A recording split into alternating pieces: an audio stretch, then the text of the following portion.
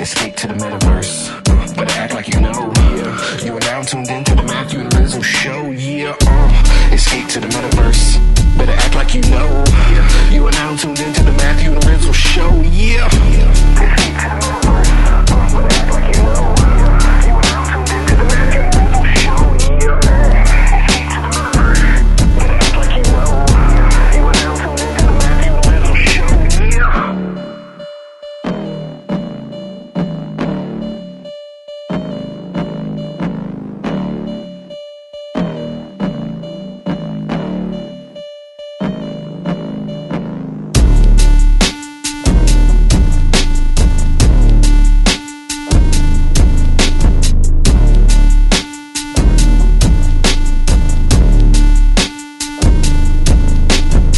Okay, Steke K, welcome to the Matthew and Rizzle show.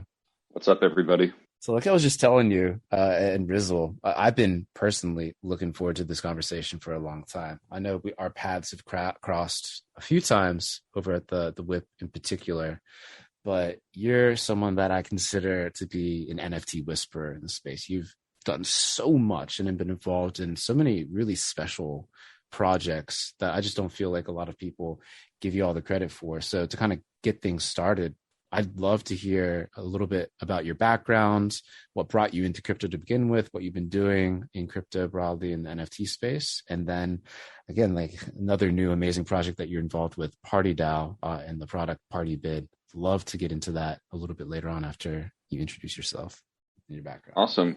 Cool. Yeah. So stoked to be here. A lot of respect for both of you guys. And the WIP and your podcast and all the stuff you do. So yeah, very, very happy to be here. So yeah, my name's Steve. I am right now a core contributor to PartyDAO, helping build the PartyBid product, but have a pretty diverse experience. I have a pretty diverse set of experiences in like the NFT and DeFi space as well. So I got into like crypto and DeFi and like sometime in 2016, got really into using the early decentralized exchanges, shout out Ether Delta and all the madness that was going on there.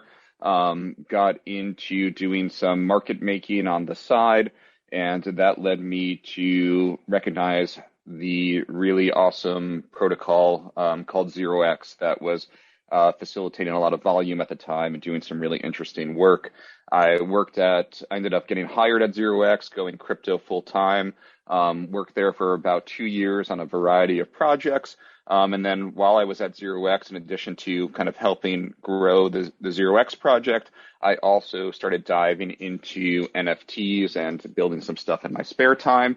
And I have now left 0x and been doing stuff independently for about a year now. And yeah, some of the things that I've worked on that might be interesting for the listeners is I created Zoo Token with some of my homies at 0x. It was a hackathon project that ended up turning into something that we brought to mainnet, and that was the first fractionalized crypto voxels parcel. And we had a lot of fun throwing some parties there at the WIP. And I've also worked on some other projects like rats.art, rats.art, which is an experiment in an art-based economy and a really fun, interesting project that I teamed up with Jay DeLay and some of my other homies to build.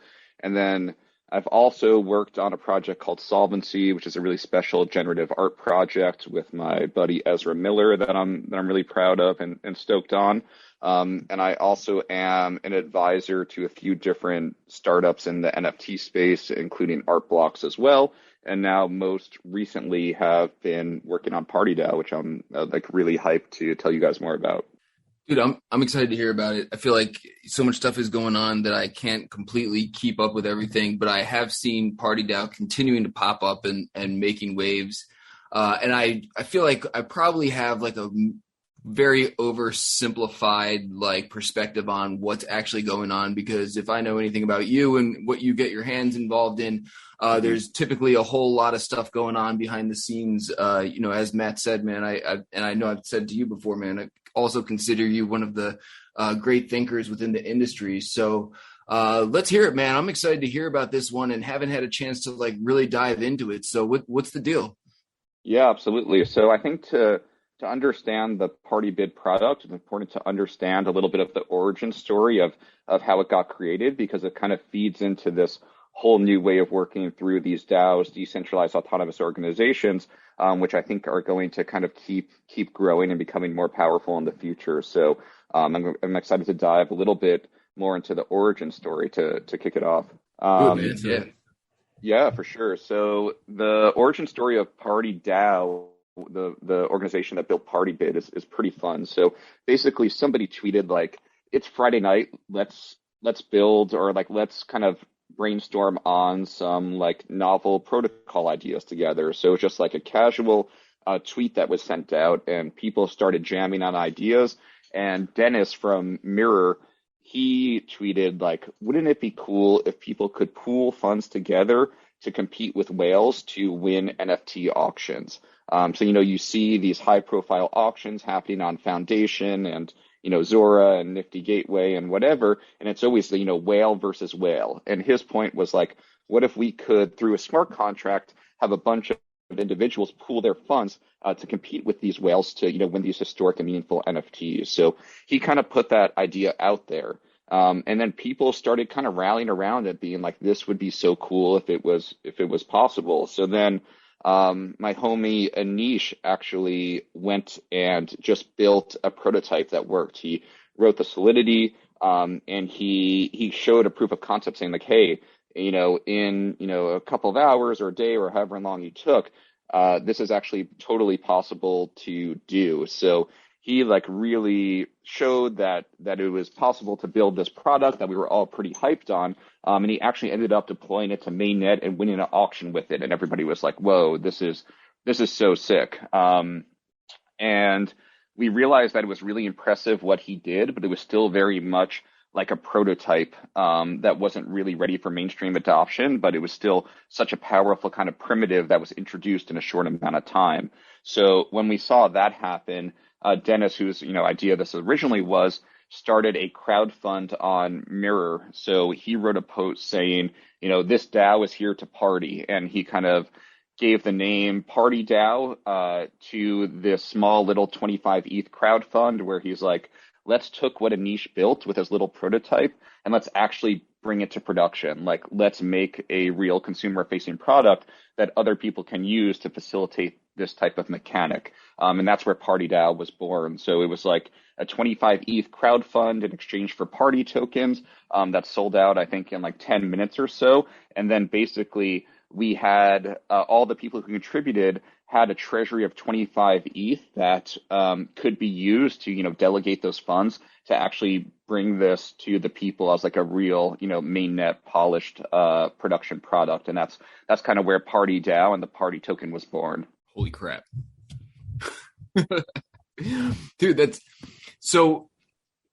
I want to make sure I understand like the progression properly. Okay, so it was essentially like a crowdfund to launch this product, and now is the process something that anyone can like sort of spin up their own version of, or do you have to participate in like the main one, or like like just in terms of like a average enthusiast coming in to the system, like how do I get involved, or what do I do? Yeah, 100%, right? So we crowdfunded the 25 ETH to build this product, and then we had a treasury to govern to help build this product. So my buddy John Palmer kind of stood up and was like, yo, I will be the project manager for this, and I'll help kind of get the team together to build this product PartyBid. So he reached out to me and to Anish, who built that initial kind of minimal viable product,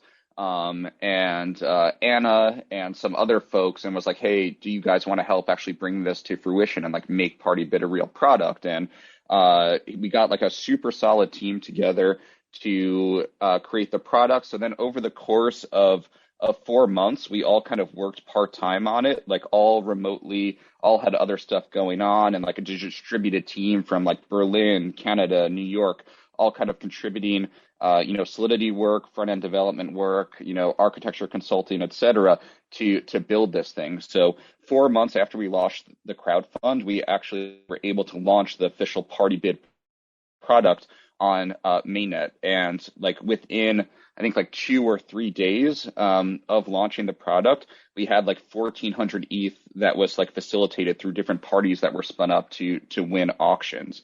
So now you can go to partybid.app, and if you see an auction, right now it's limited to Zora and Foundation auctions, but that will be changing in the future. If you see an auction that you're interested in like winning with your friends, you can press a button, create a party for a particular auction, send it to all your homies, have everybody pool funds together, and now you can all participate in that auction and try and win it together. So like, let's say it's like a 10 ETH auction, you can get a couple people to throw in a few ETH, and then you can bid in the auction kind of as one entity that's made up of all of the different individuals. And then if you win the auction, the NFT is fractionalized and distributed to all the people who contributed ETH to it. Dude, this is insane. Yeah, go ahead, Matt. No, first of all, I just want to flag like the first few days when it went live on mainnet, 1,400 ETH, like at today's price, that's over $4 million. How much volume what's the total volume of bids that have flowed through or PartyBid has helped facilitate up until today when we're talking? Yeah, that's a good question. I would have to hit up the June Analytics dashboard and kind of see exactly what the numbers are. I don't know offhand, but I would say like that 1,400 ETH was largely facilitated through like 3 big CryptoPunks auctions, one for a zombie punk, which was like 1,200 ETH, and like 2 for these black and brown punks, which is like a story I definitely want to get into as well, which were like, 70 and 130 ETH. And even though I don't know the total number volume offhand, I'll say that like some other notable auctions that we've done since then were that we bought a noun from, nouns.wtf for 118 ETH. We bought a Bored Ape for 78 ETH. We bought a Divine Intervention, like loot piece for 36 ETH. So we've had quite a few other like pretty meaningful and historic auctions that have been facilitated.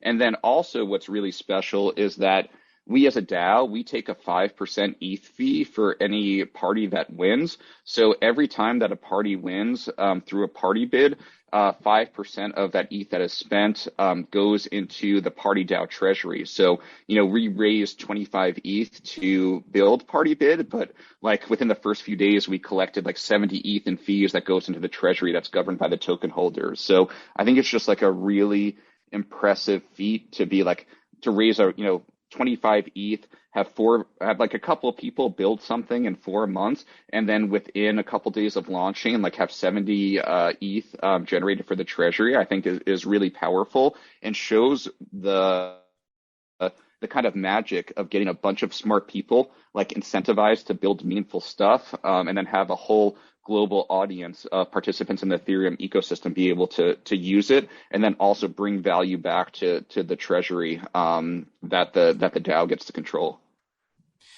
Yeah, I mean, honestly, today to be a builder in this space, it's nothing short of magical. Where you can spin up a small team distributed all over the world, like you're saying, coming together to create this tool that anyone can use to bid on.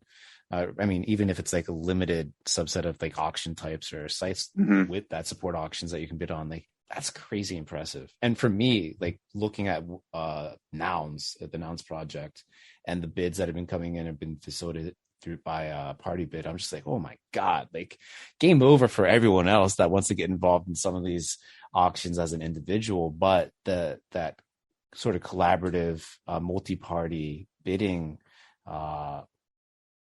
idea is so powerful, and I feel like a lot of people that are new to the space, they can understand it, and they're like, oh yeah, let's get on this together. So I'm curious. Okay, so we're pretty much at the beginning of PartyDAO and PartyBid. So, and you're dog fooding as a DAO, you're dog fooding your product quite heavily, which is just awesome to see. So in the next few months, like what's on the roadmap for the DAO? And then how are you thinking about the product separate from the DAO or together? Like, yeah, I'm just curious to kind of pick your brain on that. Yeah, absolutely. So when we launched PartyBid, like we didn't know how things were going to go, right? Like we knew that we built something meaningful. We knew that we built something cool. We knew that we were able to rally like a really strong community of people to contribute to the initial crowd fund, as well as like we had a really like special team of talented engineers that were building the product. So like we knew we had a lot of good things going, but we didn't know what it was going to be like when we actually put it on mainnet and like really, saw what people did. And we were pretty blown out of the water, to get that much volume in such a short amount of time.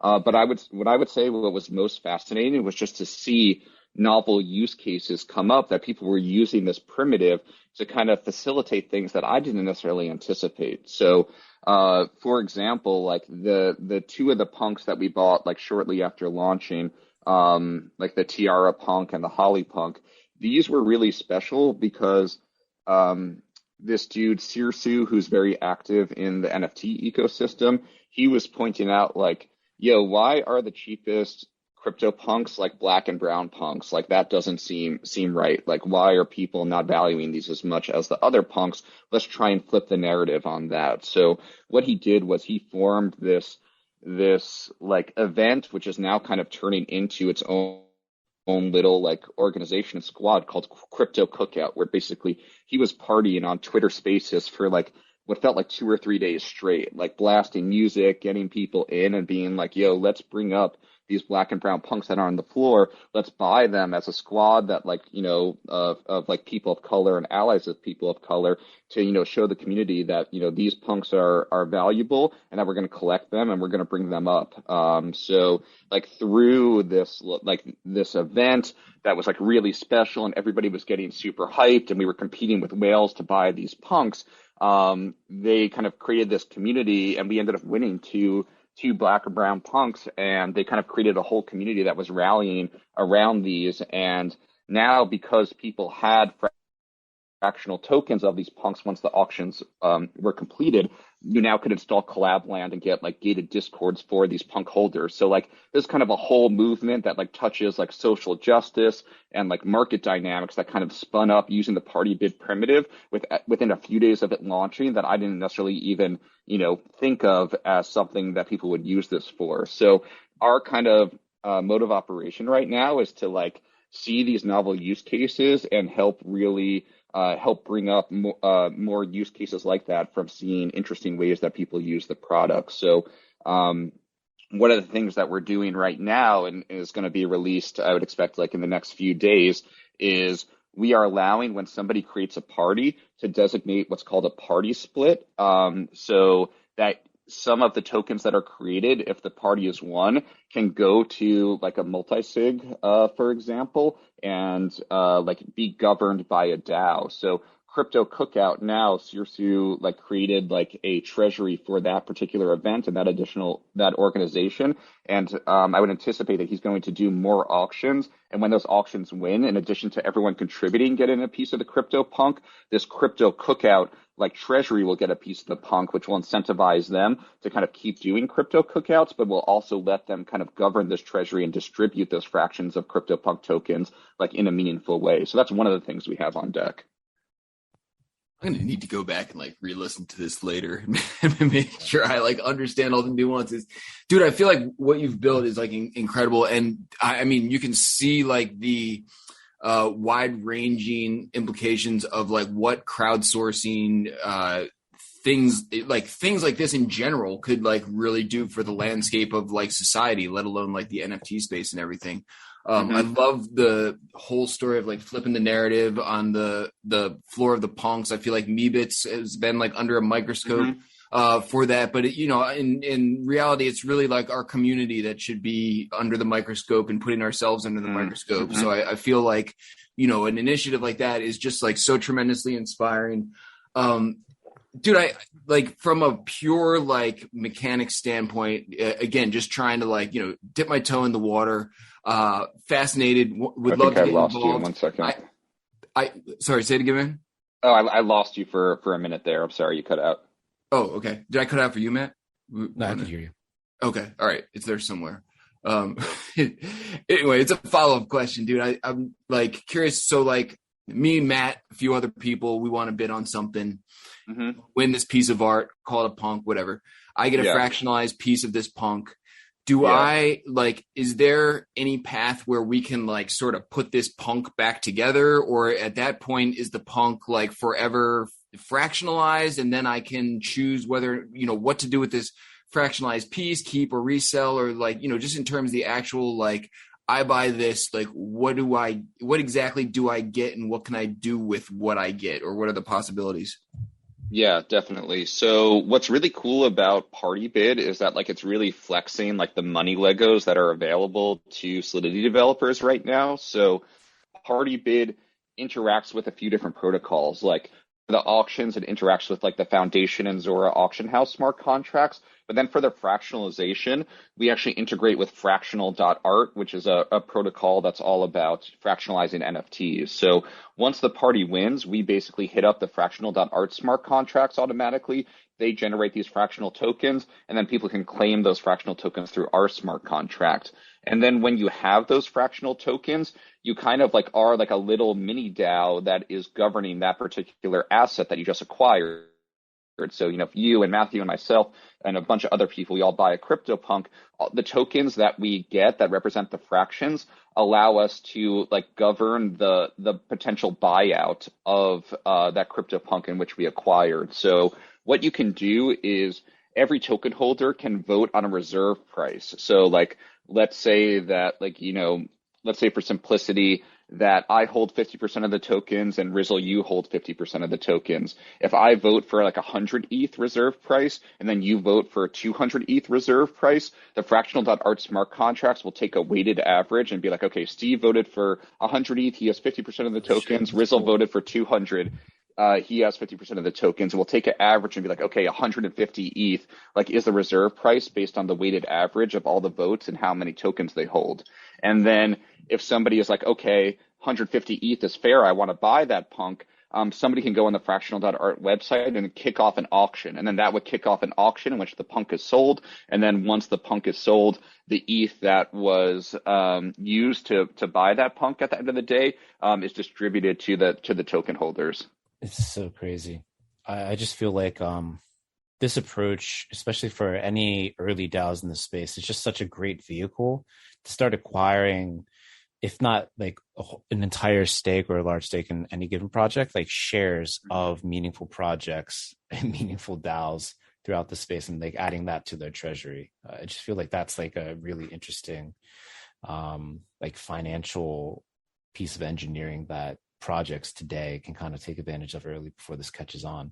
And I'll say also something new with what we're doing that we're deploying in a few days is that we used to take a 5% ETH fee that I was telling you about.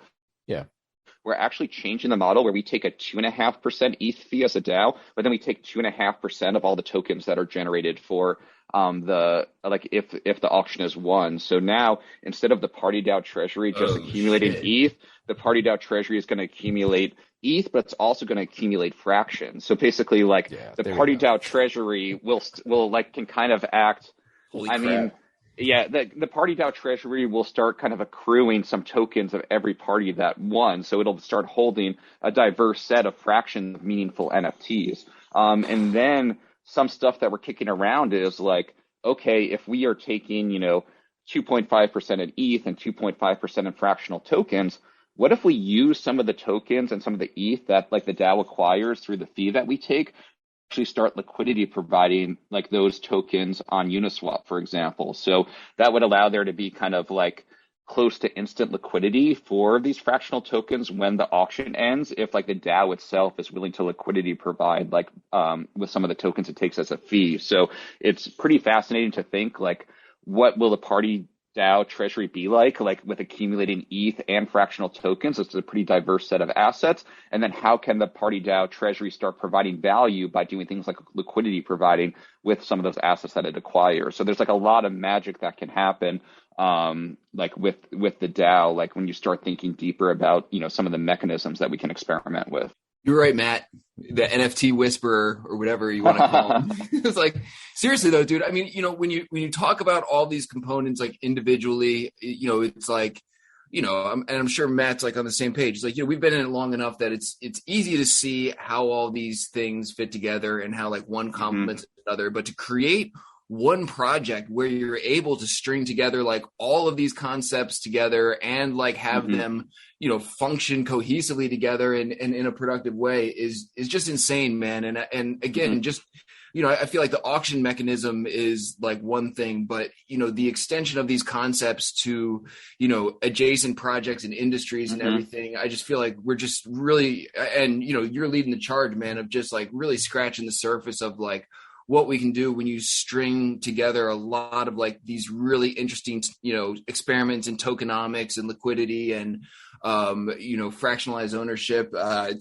that's what I was saying, man. I'm not sure if I cut out earlier, but I was like, dude, I'm going to have to re-listen to this podcast, like after it's recorded, because I feel like I, you know, need to absorb everything that's going on here properly. I don't know. I don't even really have a follow-up question, man. I'm just like sort of blown away by like, you know, what you've created here. What's the path forward, or what's the next steps, or, you know, where do you see this headed in the short term?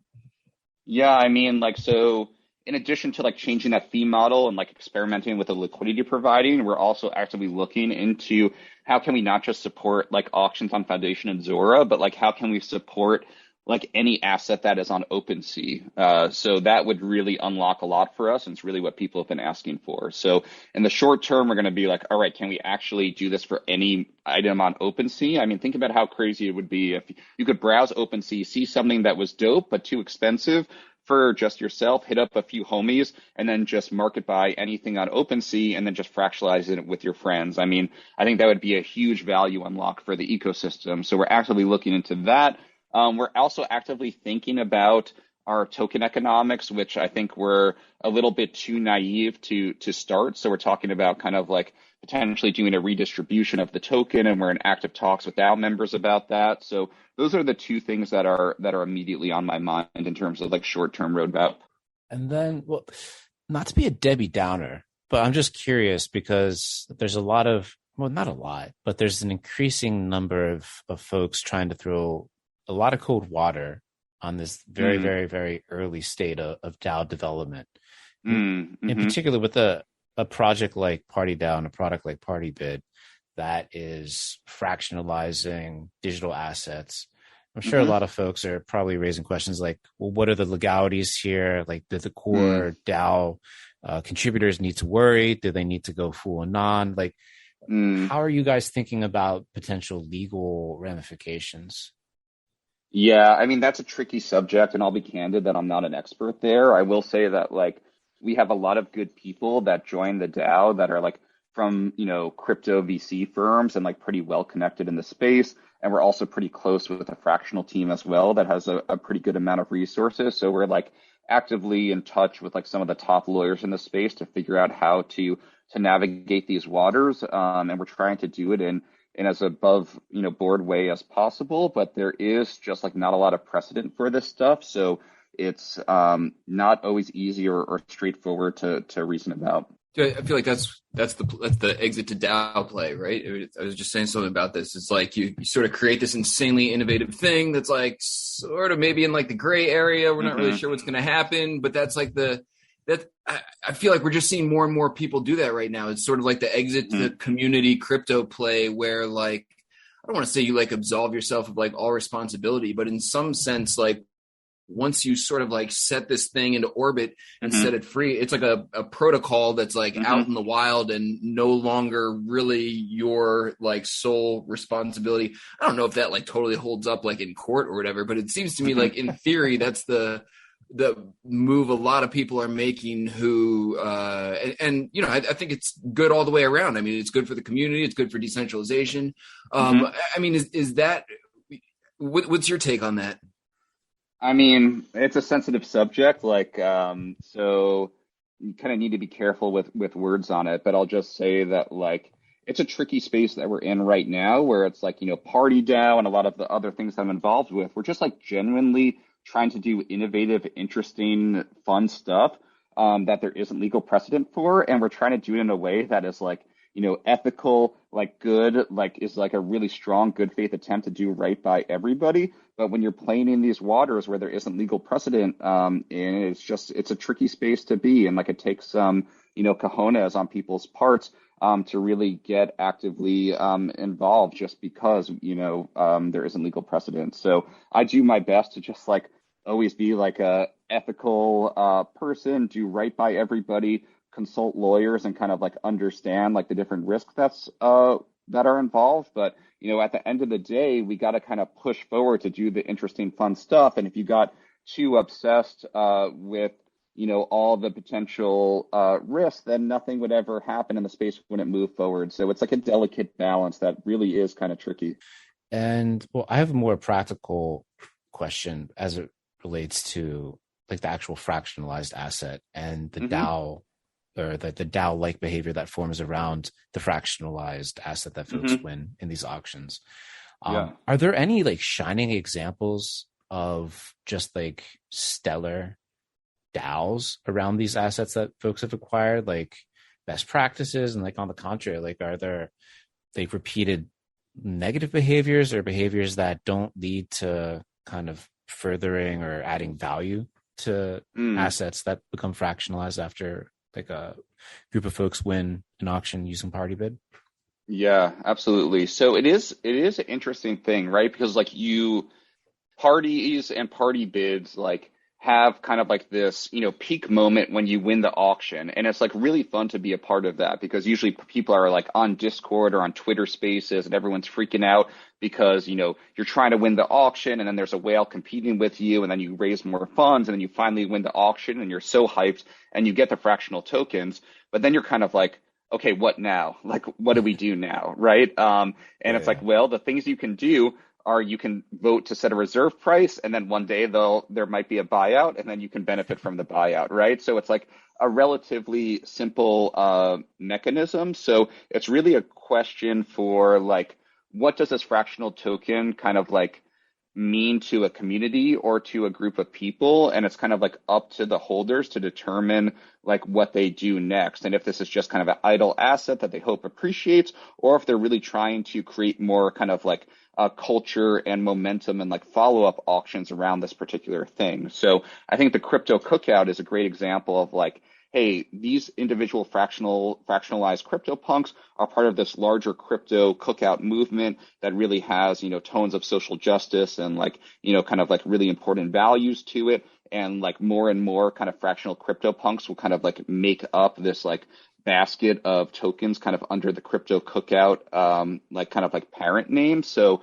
I think that is like a really special thing to like make these fractional tokens part of a larger movement and have kind of follow-up auctions with the same squad and like really kind of build community around that. So I'd say that's a shining example of like a really great application of PartyBid, where there's other things where people buy them and it's more just kind of like an instrument, like, okay, I now have fractional exposure to whatever project, and I hope that there's a buyout in the future. And, that's fine too, but it's like very different than the crypto cookout way of doing things. So I think it really depends on the community. It depends on the asset that you're buying.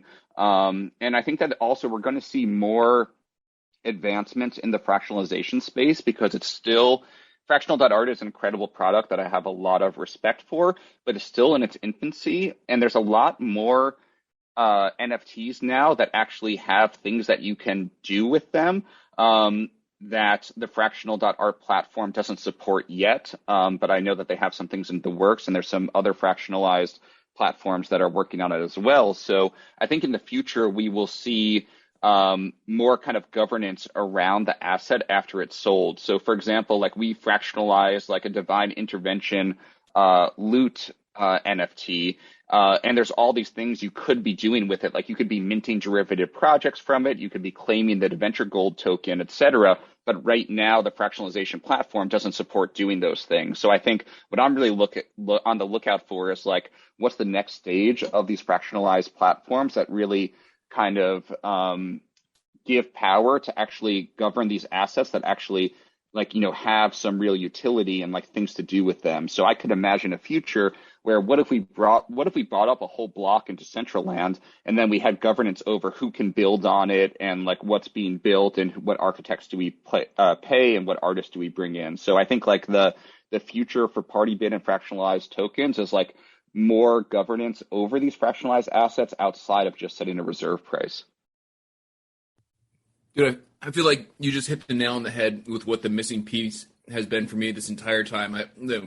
Owning a piece of like fractionalized art or fractionalized NFT has like never really done it for me, even though I can like understand the concept, intellectually or whatever, but I'm just in general sort of like an all or nothing person.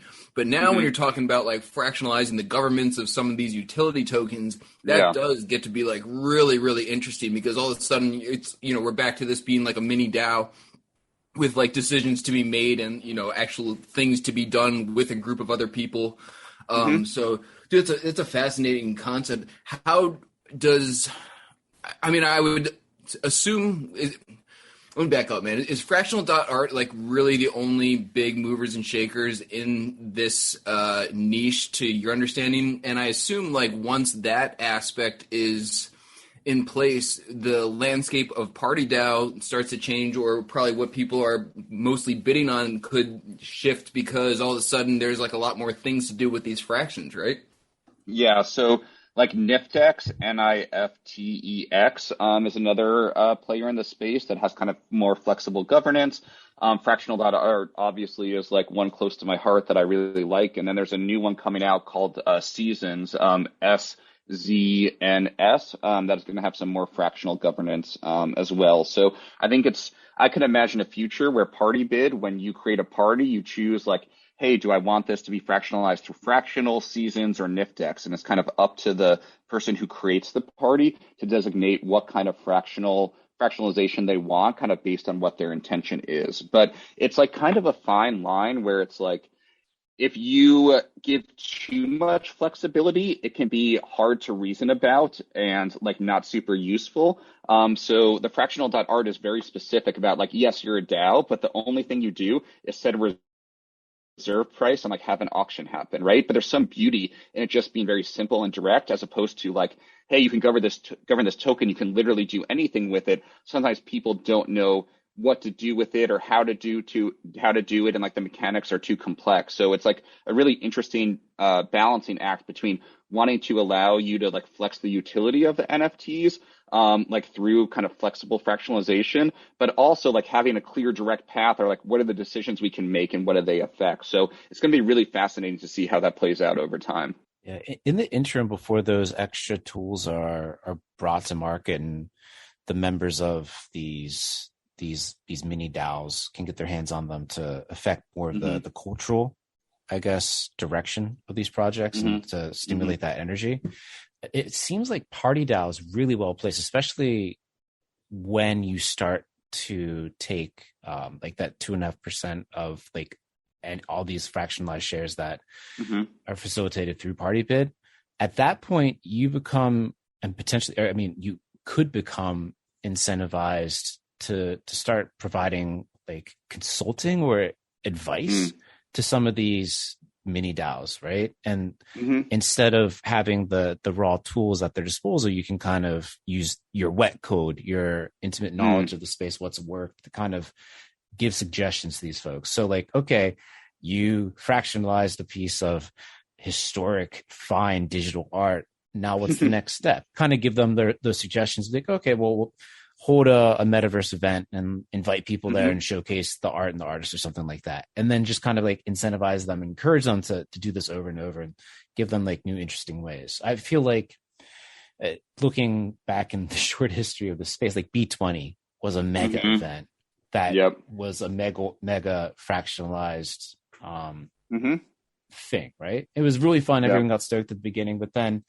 it was like, okay, it was a one-off pop-up kind of project, as I like to think of it. And the thinking at the very early outset was that the community will guide it after that. But there was just this disconnect from the core project members, and then what turned out to be not a community, just token holders. And if there's that sort of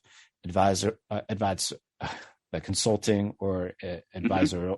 I can't pronounce words. It's like 3 a.m. where I am. That advisor function, it's something that could be like incredibly powerful to really make sure that cultural kind of energy continues, and until they have the tools to kind of carry that out on their own, based on those earlier experiences. I don't know if that made any sense. I was just sort of getting excited about it. I got you. You're right. Because like with B20, there was like the what now moment, right? It's like, okay, we own all these fractions. Like what now, you know? So I would say that especially Danny on our team is doing a really good job of really teaming up with the people that are doing the auctions on PartyBid, like before they set them up and afterwards. And right now we're still so early that we're really just kind of like in a learning phase where we're like, okay, what are the best practices for like a fractional token community to do? Like, do they live in the PartyBid Discord or do they spin off their own Discord? Like, how do you ensure that people understand like the reserve pricing and like the auction doesn't get kicked off even though people didn't want it to, right? Like, or like, how do you rally around setting the price? And then, but more importantly, like, how do you rally a community, keep them engaged if that's what your intention is? And like, what do follow-ups like from the community look like if they want to do future PartyBid? So we're basically like looking at all the different ways and all the different communities that use PartyBid and just like really kind of like getting in with them, learning about what's working, what's not, and then helping guide people. So I think you nailed it, man, in terms of like, it's our job not just to build the product and like and allow people to do stuff. It's also our job to like really get into the weeds with people, see what's working, see what's not, and then help like either just provide kind of, you know, verbal expertise or really build new things into the product that really try to make these, you know, parties and mini DAOs as successful as possible. But again, like candidly, it's still very early and we're still kind of learning what works and what doesn't. And we have some examples like B20 to learn from, but it still just feels so early. We're still figuring it out. And then real quick, how are the parties actually formed? Because I feel like that's a key ingredient of what you guys are doing. Tell me a little bit about how parties have been formed up to this point.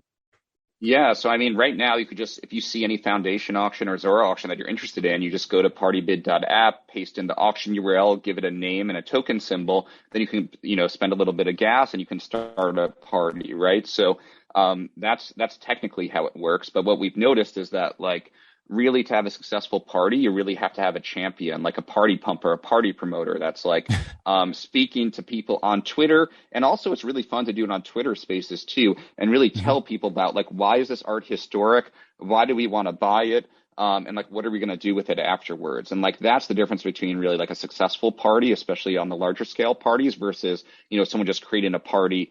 And people don't just like, you know, come and contribute to random parties. Like they contribute to parties where there's a champion of the party. And that's like, there's kind of pretty clear narrative about why that piece is important. So we're experimenting with different ideas too, to incentivize the party creators themselves and give them, you know, a little bit more piece of the pie in exchange for doing that hard work of really rallying the people together. Dude, I think that's genius, man. You were saying, and I think we're all in agreement, man, there's not a lot of like examples to draw from. B20 is like, you know, a notable one, you know, being so far out in front of like all the things, man. Who do you look to for inspiration, or are there like other projects that, you know, maybe not in the same vein, but like, you know, you still hold in high regards just due to their like level of experimentation and innovation within the space, man? I feel like if there's one common thread like throughout all of your projects, it's like, you know, that spirit of like, let's try new things and see what happens. And who else is out there that you see with that like same type of attitude? Yeah, so I think the one that immediately comes to mind is Mirror. So Mirror is the platform that PartyDAO was launched on, right? So like when people see Mirror, they think, oh, this is like, okay, blogging on Web3, but really Mirror like has built-in NFT sales. It has like kind of built-in crowdfunding. So I think that there are a lot of interesting experiments that are happening on Mirror that are in the same spirit of PartyBids. So, you know, you have people raising funds to write essays about interesting topics, and then the essays are auctioned off, and then the token holders might benefit from it, for example. Like, so when I think of like other kind of like organizations or platforms that are really like kind of like launch pads for creativity and experiments, like Mirror is the one that comes to mind immediately, especially because that's where kind of like PartyDAO was born. Totally. Well, zooming out from like PartyDAO and PartyBid, I'm just curious to kind of get your take on what's going on in NFT land today. I don't know if you're a man with super spicy hot takes. If you are, that'd be incredible. I'd love to hear the spiciest take. But if you just have kind of like a bird's eye, like a 30,000 feet kind of perspective on the space, sort of I'd love to lame hear take. how you summarize it. Lame takes as well. Yeah, I mean, yeah. So like my personal thesis and like my personal take is that like there are a lot of interesting things that NFTs unlock that people recognize. So if you mint something on, Nifty Gateway or Foundation or whatever, like you have the on-chain authenticity, you have the on-chain provenance, you potentially have the secondary sale like benefit based on what platform you mint on, and like that's really powerful, and like that is such a step up from like traditional collectibles and like art collecting in the past. So like that's kind of like the gateway drug. That's like the entry point to kind of see how interesting the NFT space is. But personally, like there's just been so many things minted that are just JPEGs or MP4s or whatever, where like taking the static media, like uploading it and minting it is novel for the reasons that I described. And like, I love seeing artists make money and people come up and, get rewarded for their work, etc. So like, I love that. But what I really, really love is like the blockchain native artwork. So it's like, I feel like when we mint, MP4s or JPEGs on chain, we're still kind of just creating the old world of, but like in a new format, like with some special superpowers. But what I really think is the dopest thing you could be doing are things like art blocks, for example, where you have, and Solvency. I mean, I'm talking my own book a little bit there, like where you kind of have not just an MP4 or a JPEG, but you upload all of the JavaScript code that generates a piece of artwork to Ethereum or to Arweave. And then the piece is only generated through a pseudo-random hash that is created when the Ethereum transaction is confirmed, right? So I'm like, yes, the MP4s and the JPEGs are cool for all these reasons, but like the dopest possible stuff is blockchain native artwork that couldn't be created like in the real world and is native to the blockchain. And I think generative artwork like art blocks and Solvency really do that just because they're this kind of whole new world and way of doing things that couldn't be done in the traditional world. So like my personal view is like, let's not just recreate the old world on chain. Let's like flex those superpowers that use the blockchain as a canvas to do stuff that couldn't even be imagined in the old world in this new world. So that's like my own personal vibe. And there's a few different projects that I think like really flex that and that I love to collect. So I mean, outside of art blocks and Solvency, which like, I mean, when we dropped that at the whip, I was an early collector, had a pretty massive 6-figure sale. Pulled a cool, really congrats, rare one. man. Dope. But aside from those projects, hey, shout out all the other projects that people need to be clocking or paying attention to, or are already too late to.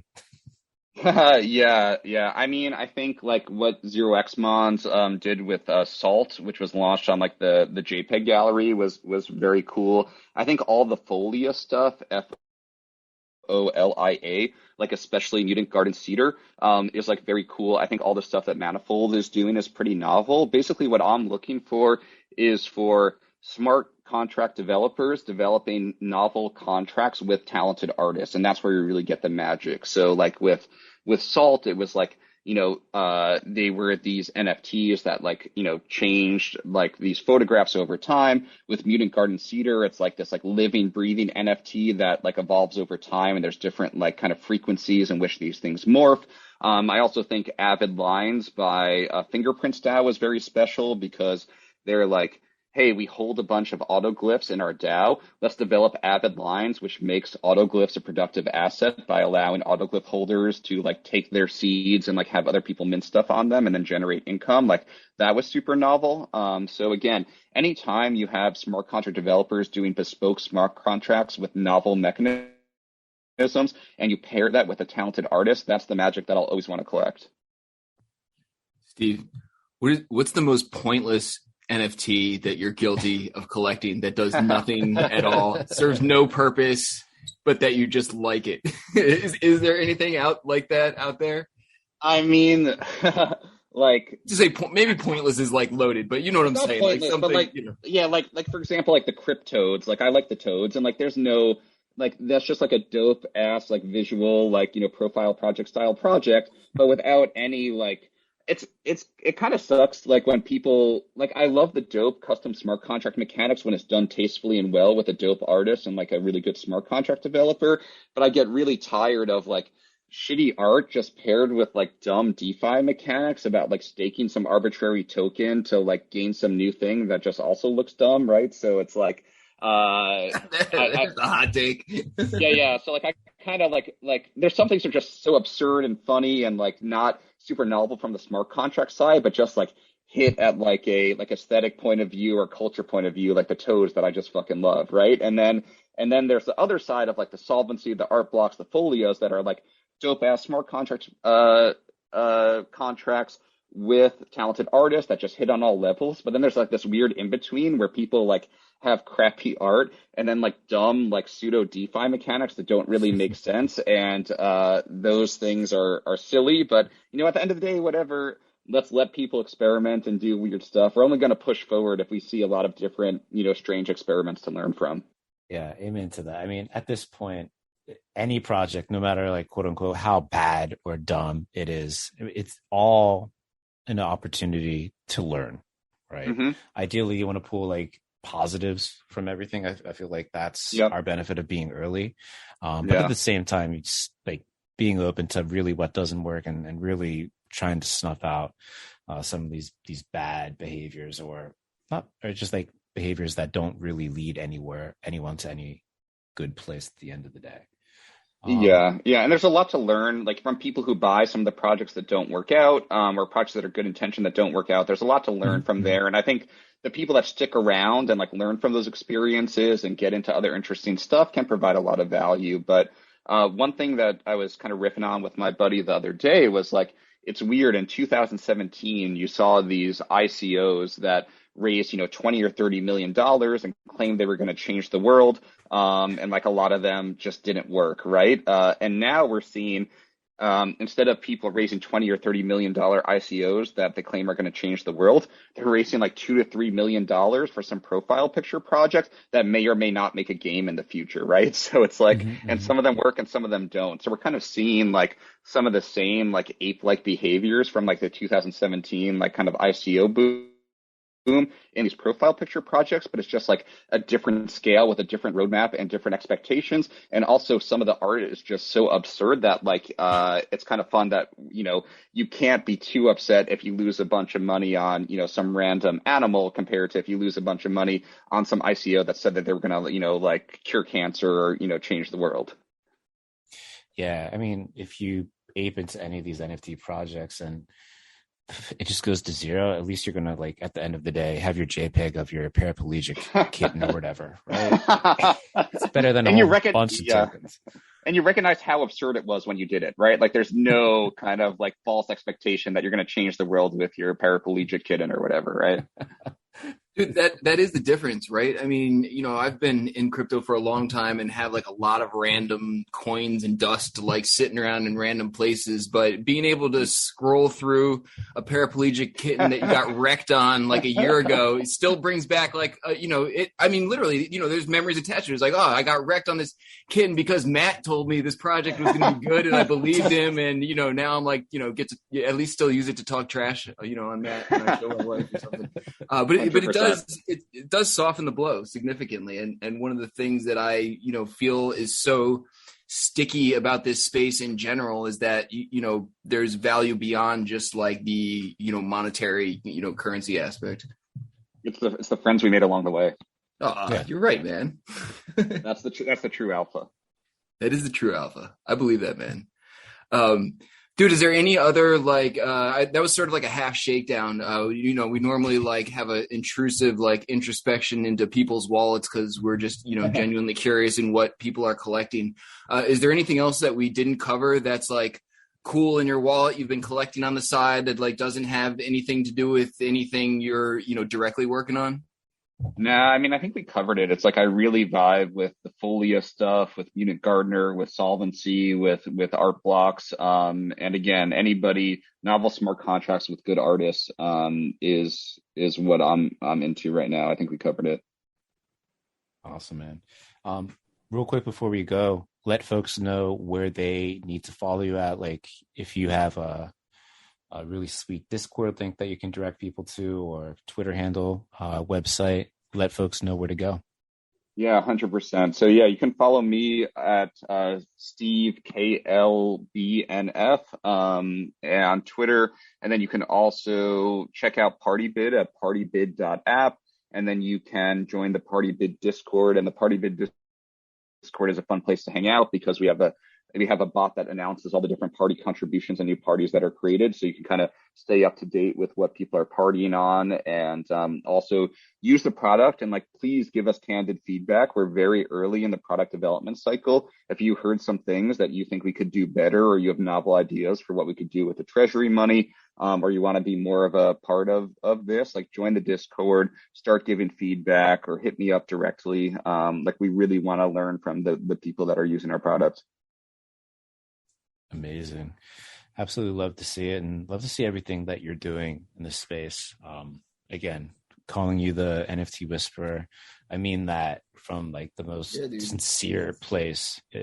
People need to understand what you're doing, what you're affecting in terms of change, and just encouraging people to think bigger, think wider, think better. So thank you so much for everything that you're doing, Steve. Thank you for taking the time to speak with us today, and just keep on building, man. Absolutely, man. It's always a pleasure. Again, so much respect for the podcast, for the whip, for the stuff you guys have been doing since back in the day. You guys have always done well by me, by helping me, launch projects at the whip, and like always supporting the kind of weird, funky experiments that I've been into. So much respect for both of you guys. Thank you. Thank you so much, man. Cool.